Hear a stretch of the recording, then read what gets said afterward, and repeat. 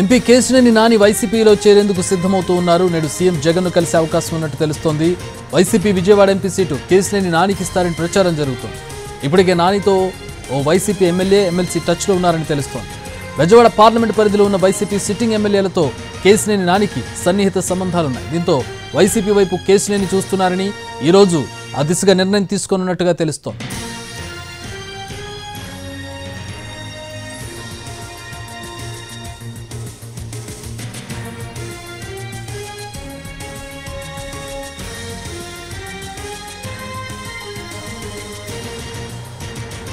MP Kesineni Nani దారి ఎటు అనే దానిపై క్లారిటీ రాబోతోంది. వైసీపీలో ఆయన చేరేందుకు సిద్ధమవుతున్నట్టుగా తెలుస్తోంది. నేడు సీఎం జగన్ను కలిసే అవకాశం ఉన్నట్టుగా తెలుస్తోంది. YCP Vijayawada MP seat Kesineni నానికి ఇస్తారని ప్రచారం జరుగుతోంది. ఇప్పటికే నానితో వైసీపీ ఎమ్మెల్యే ఎమ్మెల్సీ టచ్లో ఉన్నారని తెలుస్తోంది. బెజవాడ పార్లమెంట్ పరిధిలో ఉన్న వైసీపీ సిట్టింగ్ ఎమ్మెల్యేలతో కేశినేని నానికి సన్నిహిత సంబంధాలున్నాయి. దీంతో వైసీపీ వైపు కేశినేని చూస్తున్నారని ఈరోజు ఆ దిశగా నిర్ణయం తీసుకోనున్నట్టుగా తెలుస్తోంది. టీడీపీలో అసంతృప్తితో ఉన్నారు.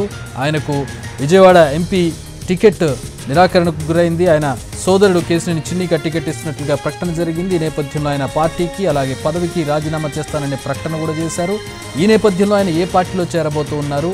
అదే సందర్భంలో ఆయన నేను విజయవాడ నుంచి పోటీ చేస్తాను, ఈసారి ఎంపీగా పోటీ చేసి తీరుతానని చెప్పారు. కానీ ఇండిపెండెంట్గా చేస్తారా ఏదైనా పార్టీలో చేరతారనే దాని మీద ఒక క్లారిటీ రాలేదు. కానీ ఈరోజు దానికి ఒక క్లారిటీ రాబోతోంది.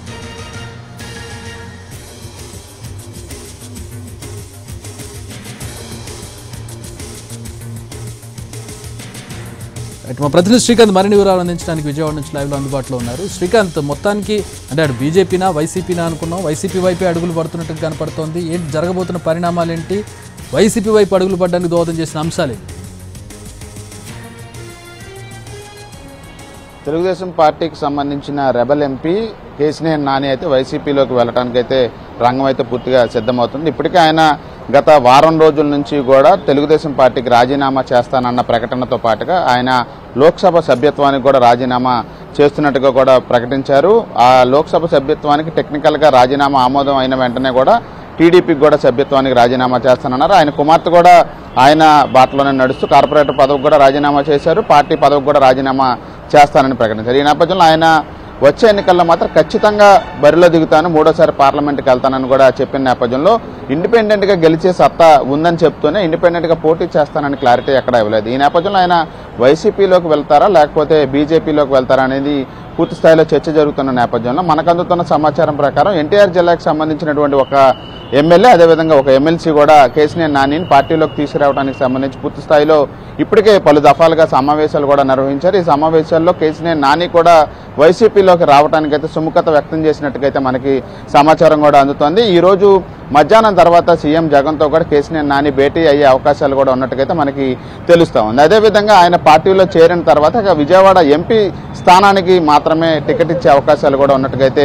ప్రచారం కూడా జరుగుతుంది. ఇక పార్లమెంట్ పరిధిలో ఉన్నటువంటి సీట్ల విషయంలో కూడా కేశినేని నాని జోక్యం చేసుకునే అవకాశం ఉండదు. కేవలం ఎంపీ టికెట్ను మాత్రమే ఆయనకి ఇస్తారనేది అయితే ప్రచారం కూడా జరుగుతున్న నేపథ్యంలో ఇప్పటికే తెలుగుదేశం పార్టీ నుంచి కూడా ఆయన సోదరుడు కేశినేని చిన్నికి దాదాపుగా టికెట్ కూడా ఖరారవుతున్నట్టుగా అయితే మనకు అర్థమవుతుంది. కేశినేని చిన్నికి అదేవిధంగా నానికి ఉన్న విభేదాల నేపథ్యంలోనే ఆ టికెట్ని నాని నుంచి ప్రత్యామ్నాయంగా చిన్నికి ఇస్తున్న నేపథ్యంలో ఆయన ఖచ్చితంగా విజయవాడ ఎంపీ బరి నుంచి అయితే పోటీలోకి దిగుతానని ఇప్పటికే స్పష్టమైన సంకేతాలు కూడా ఇచ్చిన నేపథ్యంలో ఆ దిశగానే ప్రస్తుతం అడుగులు పడుతున్నట్టుగా అయితే తెలుస్తోంది. ఈ రోజున జగన్తో కలిస్తే కనుక ఆ తర్వాత పార్టీలో చేరే అంశానికి సంబంధించి కూడా ఒక పర్టికులర్గా ఒక డేట్ను కూడా ఇచ్చే అవకాశాలు ఉన్నట్టుగా అయితే మనకి తెలుస్తూ ఉంది.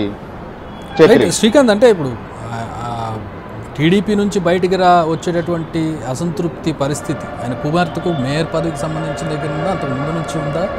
టీడీపీ ఎట్లా చూస్తోంది దీన్ని? టీడీపీకి సంబంధించి పొలిటికల్గా ఎట్లాంటి డిసడ్వాంటేజ్ ఉండే అవకాశం ఉంది?